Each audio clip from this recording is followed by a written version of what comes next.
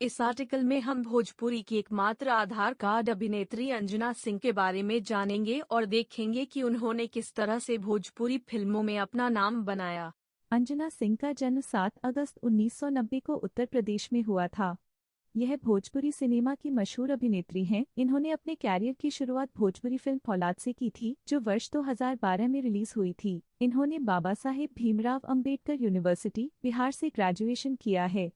शिक्षा पूरी करने के बाद यह भोजपुरी इंडस्ट्री की दुनिया में काम करने लगी।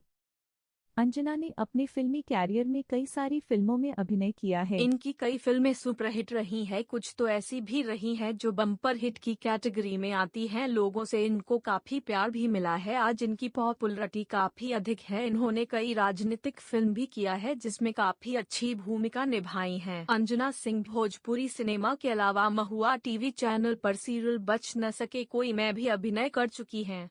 अंजना सिंह भोजपुरी के मोनालिसा अक्षरा सिंह और आम्रपाली दुबे जैसे चर्चित अभिनेत्रियों में से एक हैं। अंजना सिंह वर्तमान में मुंबई में रहती है और फिल्मों की शूटिंग के दौरान बिहार और उत्तर प्रदेश में उनका आना जाना लगा रहता है। इंटरनेट पर उपलब्ध विभिन्न स्रोतों से ली गई है।